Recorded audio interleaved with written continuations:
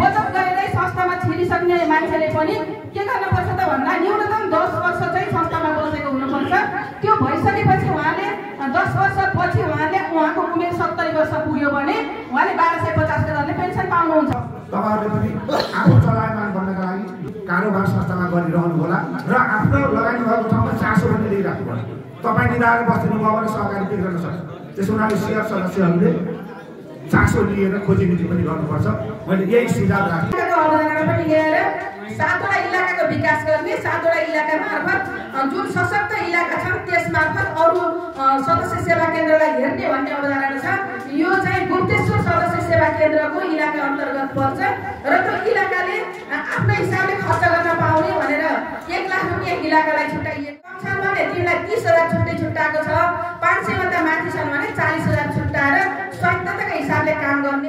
पाठशाला भनेर धेरै ठाउँमा सीवाईसीको बारेमा सिकाउने र युवासँग युवा भनेर भनेको छ। युवाले नै युवालाई सिकाउनु पर्छ भन्ने मान्यता छ।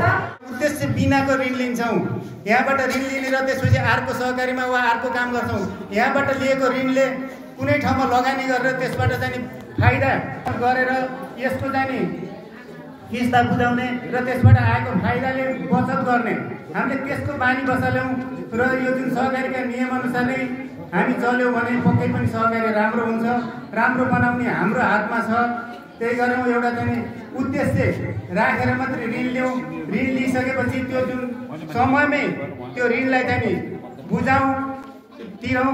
त्यसपछि त्यो भइराख्यो भने फेरि हामीले अहिले चाहिँ भन्दा ठुलो रकमको चाहिँ ऋण लिन सकिन्छ। त्यसलाई चाहिँ अर्को लगानी ठुलो लगानी गर्न सकिन्छ। यसरी नै गर्यो भने हामी सुखी शान्ति र समृद्धि कायम गर्न यही सहकारीबाट ठुलो प्रेरणा सेवाहरू राम्रा प्रशंसनीय छन्। त्यही गरेर सुरु कारोबारीकर्ता सीआईसी सहकारीका यो शाखाहरूबाट हुने सुरु कारोबारीकर्तालाई हामीहरूले यो 30 क्लबको परिकल्पना अनुरूप हामीहरूले यो प्लास्टिक मुक्त सोसाइटी, त्यसको लागि हामीहरूले सीआईसी लोगो अङ्कित प्लास्टिक मुक्त सोसाइटी, यसको प्रगति र उन्नतिको लागि हामीले दिनैदेखि यसलाई अगाडि बढाउनको लागि हामी सहयोग गर्न हामी तत्पर रहनुपर्नेछ। शाखाको दिन प्रतिदिन प्रगति र उन्नतिको कामना गर्दै मेरो व्यक्तिगत तर्फ र पानपा बाह्रका सम्पूर्ण जनताहरूको तर्फबाट यसको उत्तरोत्तर प्रगतिको शुभकामना व्यक्त गर्दै मेरो छोटो वक्तव्य टुङ्गाउँछु। हस्त। जय सहकारी, जय सीआईसी। विद्यालयमा पनि कार्यक्रम सञ्चालन गरिरहेका छौँ। 30 कलम मार्फत यहीकै विद्यालयमा पनि तालिमहरू दिने कामदेखि अब के गर्न सकिन्छ प्लानिङ गर्ने भन्ने खालको कुराहरू पनि हामीले गरिरहेका थियौँ। र अर्को चाहिँ हामीले नयाँ कार्यक्रमको रूपमा अर्को सूचनादाताहरू गठन गर्ने अनि उहाँहरूको तालिम दिने, विकास गर्ने भन्ने कार्यक्रमहरू छ। र अर्को फरक क्षमता भएका, अपाङ्गता भनिन्छ हामीले, फरक क्षमता भएका व्यक्तिहरूलाई ऋण दिँदाखेरि ऋणमा 1% छुट दिने र उहाँले बचत राख्नुभयो भने बचतमा अरूलाई दिने ब्याजमा 0.5% थप गरेर दिने भन्ने खालको नयाँ कार्यक्रम। ऋण लिएर नियमित रूपमा सामान्य ब्याज बुझाउने व्यक्तिलाई 3% रिबेट फिर्ता दिने। हामीले पानीको तिर्दा, बत्तीको तिर्दा, रिचार्ज गर्दा रिबेट भनेर आउँछ नि, त्यस्तै गरेर सदस्यहरूले पनि नियमित रूपमा ऋण तिर्नुभयो भने उहाँलाई 3% रकम उहाँलाई नै फिर्ता दिने खालको कार्यक्रमहरू छ। अनि अर्को ग्रिन कार्ड होल्डरको कुराहरू चाहिँ यहाँले थाहा पाइसक्नु भएको छ। उहाँले 1% ब्याज छुट हुन्छ र ग्रिन कार्ड होल्डरले आवश्यक पर्यो भने अहिले पाउने जुन बिना धितो 3 लाखसम्मको लोन उहाँको आवश्यकता अनुसार ऋणमाथि पनि अर्को लोन पनि पाउने खालको व्यवस्थाहरू नीति कार्यक्रममा समावेश गरिएको छ। शेयर सदस्यहरूले आफ्नै नामको धितो राखेर ऋण लिन चाहनुभयो भने उहाँलाई पनि 1% अरू नियमहरू त दिने हुन्छ र 1% ब्याज छुट दिने महिला सदस्यहरूको छ। महिलाको हकमा 68 वर्ष 1250 पेन्सन खानलाई, पुरुषहरूको हकमा अथवा अन्य महिलाहरूको हकमा चाहिँ 70 वर्ष पुरा हुन पर्ने 1250 खानलाई भन्ने कुरा मैले यहाँ गरेको छु। र त्यसका लागि सदस्य बनेको 10 वर्ष हुनुपर्छ भन्ने कुरा पनि मैले यहाँलाई जानकारी गराइसकेको। स्वागत भनेर हामीले नयाँ बुहारी स्वागत पहिलेदेखि राखेका थियौँ र नयाँ बुहारी स्वागत गर्न विभागै दिन बोलाएर गर्नुहुन्छ भने पनि ठिकै हो। यदि उहाँले परिवारले गराइदिनु भएन म आफै गर्छु भनेर 35 दिनभित्रमा नयाँ बुहारी अफिसमै आएर सदस्य बन्नुहुन्छ भने पनि त्यस्तो बेलामा उहाँलाई प्रवेश शुल्क छुट दिएर सदस्यता दिने भन्ने खालको नियम हामीले अनि नयाँ नीतिहरू यसरी परिमार्जन गरेर ल्याइएको छ। एल2बी बनाउने भनेको छ। एल2बी भनेको लाइक टु बिलिभ भनेको छ मनपर्दो र भरपर्दो संस्था बनाउने। यसलाई तपाईँ हामी बस्ने परिमार्जन गर्ने नीति बनाउने र मनपर्दो र भरपर्दो संस्थाको रूपमा विकास गर्ने भन्ने कार्यक्रमहरू छ। स्थानीयकरणको कुरा आइरहेको छ। स्थानीयकरणमा अहिले राज्य केन्द्रीकरण होइन स्थानीयकरण हुनुपर्छ भनेर जसरी आएको छ सङ्घीय संरचनाले ल्याएको परिमार्जन जस्तै सिवाइसीले पहिलादेखि नै स्थानीयकरणको अभ्यास गर्दै गइरहेको छ र त्यस अन्तर्गत पनि बागलुङ नगरपालिका बाहेकका अन्य ठाउँमा रहेका सेवा केन्द्रलाई स्थानीयकरण गरेर उहाँलाई नै स्वायत्तताको हिसाबले जिम्मा दिएर चलाऊ भनेर लाग्ने खालको अभ्यस्तका लागि 2084-85 भित्रमा एउटा प्रारूप तयार गरेर एउटा नीति ढाँचाहरू मातापितासँग सिवाइसी कार्यक्रम सञ्चालन गरिनुपर्छ जसले हिजोका दिनमा भएका आफ्ना अनुभवहरू यहाँ पोख्ने ठाउँहरू बनाउनुपर्छ। हिजो करोडौँ रुपियाँ हातले चलाएर खेलाएका हातहरू अहिले निरीह बन्न सक्छन्। सन्तानले बाबुमा कमाउन नसक्ने हुँदा यताउता हिँड्न नसक्ने हुँदाखेरि तँलाई किन चाहियो पैसा भन्ने अवस्थामा पनि सिवाइसीले एउटा भत्ता दिएर सरकारले दिएको भत्ता दिएर 2000 गोजामा राखेर मेरो पनि केही छ है भन्ने खालको स्थिति जागिर नखानेहरूलाई पेन्सनको रूपमा रहोस् र उहाँले आफ्नो इच्छाको कुरा प्रयोग गर्न सक्नुहोस्, इच्छा लागेको चिज किनेर खान सक्ने अवस्थाको सिर्जना होस् भनेर सिवाइसीले एउटा ज्येष्ठ नागरिकहरूलाई यो खालको कार्यक्रमहरू ल्याउनु भएको थियो। यो ल्याउनुभन्दा पहिला उहाँको भिजन के थियो त भन्दा ज्येष्ठ नागरिकहरूलाई एउटा ज्येष्ठ नागरिक आश्रम बनाउने र त्यही राख्ने भन्ने खालको कुराले उहाँ एउटा ज्येष्ठ नागरिक आश्रमहरू अध्ययन गर्न जानुभएको थियो। त्यो अध्ययन गर्न जाँदाखेरि त्यहाँका आमाबाले यहाँ के सुधार गर्न पर्ला त नि बुवा आमा भनेर सोद्धाखेरि आफूले 9 महिना कोखमा राखेर आफ्नो खाना कसैले दिएको मिठो चोखो चिज पनि लुकाई पोल्टामा घुसारेर मैले लगेर खुवाएका मेरा सन्तानले त मलाई ज्येष्ठ नागरिक आश्रममा बस्ने बनायो भने तिमीहरूले सुधार गरेर के कुरा पुग्ला र बाबु के कुरा पुग्ला र नानी भनेर जुन बा आमाले बर्न खसालेका आँसुलाई आधार मानेर यो चाहिँ गर्ने कुरा बेठिक रहेछ।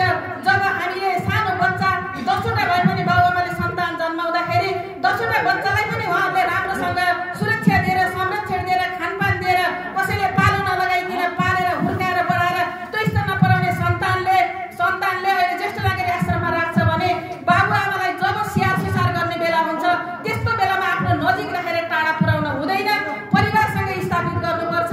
त्यसको लागि थोरै भए पनि उहाँलाई भत्ता अथवा के हुन्छ त स्वास्थ्य उपचारको व्यवस्था संस्थाले गर्नुपर्छ भन्ने नीति कार्यक्रम ल्याइसकेपछि यो भत्ता दिने कार्यक्रमको सुरुवात गरेको जुन कुरा अहिले हामीले अङ्कमा गणना गर्दैछौँ हामी पनि करिब त्यो उमेरमा प्रवेश गर्ने दिन आउँदैछ। भोलि हाम्रा दिन पनि तिनै हुन्। हामीले हिजो मानव सेवा आश्रममा सबैले थोरै 1 रुपियाँको भए पनि सहयोग गर्ने गरेर सहयोग गर्यौँ किनभने अहिलेका सन्तानहरू जब हामीले गरेका यो चेन्जी भनेर गरिने आन्दोलन जुन खालका युवाहरू छन् त्यो उमेर समूहका व्यक्तिहरू हामीले हाम्रै सन्तान पनि घरमा अडाउन सक्ने अवस्था सिर्जना भएको छैन। भोलि त्यस्तै ठाउँमा बस्न पर्ने स्थिति पनि आउन सक्छ। तर भइरहेका परिवार र सन्तानले आफ्ना बाबा आमालाई सम्मानपूर्वक आफ्नो समाजमै आफ्नो घरमै राख्नुपर्छ भन्ने मान्यतालाई आत्मसात गर्दै यो कार्यक्रम ल्याइएको थियो। यो कार्यक्रम अत्यन्त हृदयस्पर्शी कार्यक्रम छ। कमाउन सक्ने गर्न सक्नेले त जहाँबाट पनि गर्न सकिन्छ, गर्न नसक्नेको लागि गर्ने कुराहरू हो र सानो छँदा बचत अत्यन्त महत्त्वपूर्ण कुरा हो। बचत भनेको हामीले जहिले पनि पिपलको बिहासँग तुलना गर्छौँ। पिपलको बिहा देख्दाखेरि सानो बिउ हुन्छ, त्यो जस्तो चर चपेरामा परे पनि त्यो उम्रिन्छ, उसले आफ्नो धर्म निर्वाह गर्छ। हामीले पनि आफ्नो बचतलाई वृद्धि गर्ने हो। भोलिको बुढेसकालका लागि केही सहारा बनाउने हो भने अप्ठ्यारो स्थिति पनि आउन सक्छ, खर्च पुर्याउन गाह्रो पनि हुन सक्छ। जसरी पिपलले जस्तो ठाउँमा परेर उम्रन प्रयत्न गर्छ त्यसै गरी हाम्रो कमाइ हामीले जुन अप्ठ्यारो परिस्थितिमा रहँदा पनि मेरो लागि मेरो भविष्यको लागि भनेर 2-5 रुपियाँ मैले कमाएको 100 रुपियाँ कमाउँदा 10 रुपियाँ मेरो लागि भोलि हातखुट्टा नचल्ने बेलाको लागि मेरो बुढेसकालको लागि भनेर 90 रुपियाँ सन्तानको लागि खर्च गर्दा 10 रुपियाँ आफ्नो लागि बचाउने बानीको हामीले विकास गर्नुपर्छ।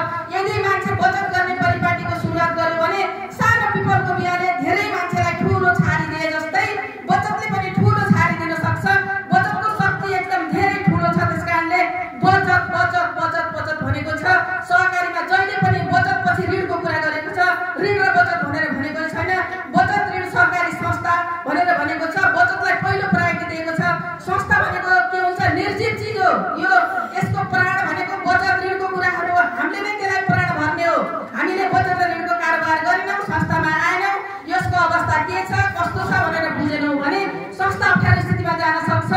यो अघि धेरैजनाले ल्याउनु भएको छ। यसलाई जीवन्त राख्ने बचाउने काम चाहिँ तपाईँ हाम्रो हो। अप्ठ्यारोमा पर्छ कि भनेर हेर्ने काम पनि तपाईँ हाम्रो हो। अहिलेको परिवेशमा यो धेरै अङ्कका कुराहरू हामीले गर्दै गर्दाखेरि हामीले यो सेवा सुविधाका कुराहरू पनि गऱ्यौँ। गर्भदेखि स्वर्गका कुरा गरेका छौँ हामीले। गर्भमा रहने आमाले गर्भवती हुँदाखेरि गर्भ परीक्षण गराए कि गराएन, सुत्केरी हुने बेला उसले चाहिँ सुरक्षित सुत्केरी गराए कि गराएन, पोसिलो खाना खाए कि खाएन भन्नेदेखि लिएर मरेपछि पनि हाम्रो धर्म संस्कारले के भनेको छ, मरेपछि पनि काजक्रिया हामीले नियमअनुसार गरेनौँ, दान गरेनौँ भने हामी नर्क गइन्छ। त्यस कारणले त्यो नियमअनुसार गर्नुपर्छ भनेर अरू त कर्मका लागि बाँडेको रकम भनेको त्यसैका लागि हो। काजक्रियाका लागि बाँडेर स्वर्ग पुर्याउने कामसम्म गरेको छ। त्यस कारणले यदि जन्मदेखि अथवा गर्भदेखि स्वर्गसम्मका काम गर्ने सिवाइसीले भोलि कारोबार गर्ने क्रममा यहाँले तलमाथि गरिदिनु भयो, तपाईँ हाम्रै कारणले यो संस्था बिग्रने। हामीले लोभ गर्यौँ। जोसँग नेतृत्वमा बस्ने मान्छे जोसँग लोभ छ त्यहाँनिर सबै चिज बिग्रेको छ।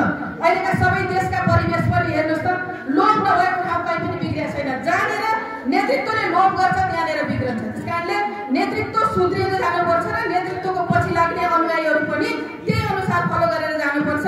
यसले दिएन यो गरौँ यस्तो गरौँ भनेर हिँड्नु हुँदैन भन्ने कुरा हाम्रो सिवाइसीको मान्यता रहेको। सम्मानित व्यक्तित्वहरू र यहाँ उपस्थित सम्पूर्ण सेवा संस्कृतिहरू, वास्तवमा सिवाइसीले धेरै कुरो आज हामी देखिरहेका छौँ। गत वर्ष हामीले 6 जनालाई मात्रै 80 वर्षभन्दा माथि काटेकोलाई हामी 6 जना मात्रै सम्मानित गरेका थियौँ। अहिले 10 जना हुनुभयो। सायद अर्को वर्ष 3 सालमा जन्मेर 3 साल मङ्सिरभन्दा यता जन्मेकोलाई अर्को वर्ष गर्दा झन्डै 15-16 जना हुनुहुन्छ। आखिरमा हामी त्यताको सबै यता सुविधा। अहिले भैँसको अवस्थामा पैसा आफै पनि कमाउन सकिन्छ, जताबाट नि आउँछ। जब लौरो टेक्ने बेला आउँछ त्यति बेला सहयोग चाहिन्छ। त्यति बेला सहयोग कहाँ आउँछ भन्दा यस संस्थाले यस्तै वृद्ध अवस्थामा सम्मान गर्नुपर्छ, पेन्सन दिएर भत्ता दिएर भनेर जुन लक्ष्यहरू ल्याएको छ यो एउटा सराहनीय कार्य छ। यसरी संस्थाको कार्यक्रममा शेर सदस्यले चासो राखेर उपस्थित भएर शोभा बढाइदिनु हुनेछ बोलाएको बेला भन्दै आजको यो 16औं साधारण सभा यही समापन भएको घोषणा गर्दछु। धन्यवाद।